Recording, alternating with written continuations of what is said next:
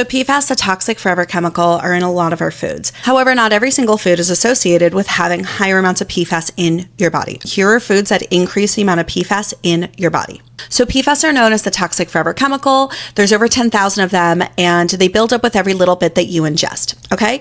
They can stain your body for upwards to 10 years, and they're linked to lots of really gnarly things that you don't want, like lots of different types of cancer, including brain cancer. And they're called the toxic forever chemical because in the environment, they're never going to break down. They're the foods that are proven to increase the amount of PFAS in your body. The top spot is inarguable. There's no other food that was even close to putting this amount of PFAS in your body, and it was seafood.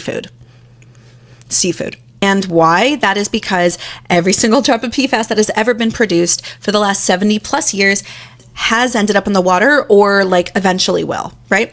And just so you know, local river fish that from local rivers and streams, specifically in the central United States, have 280 times higher amounts of PFAS in them versus ocean fish. And why? Because so many of the PFAS manufacturing facilities by 3M and DuPont and now Chemours were all on waterways in the Midwest area of this country, okay?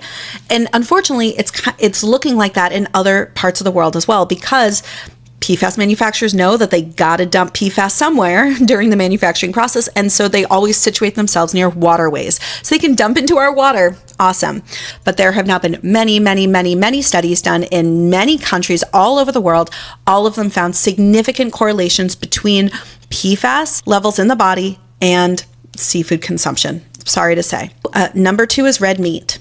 Part of this has to do with contaminated crops. If they're fertilizing the crops with sewage sludge and then they grow the food for the animals there and then the animals eat it, that is how they get it. Also, water contamination. Are they filtering the water that they're feeding the cows? Probably not. Organic does tend to be better, but this is a pretty pervasive problem. Next, after that, egg and poultry. People that had a lot of eggs and a lot of poultry, eating fast food is also correlated with having higher amounts of PFAS in your body, both because of the production. It used to be because of the packaging, but not anymore, although no one's actually checking. But also a lot of fast food tends to be heavier in meat as well. So I think that's part of that. Here are foods that are linked to lower amounts of PFAS in your body. With all this information, you don't have to be vegetarian. No.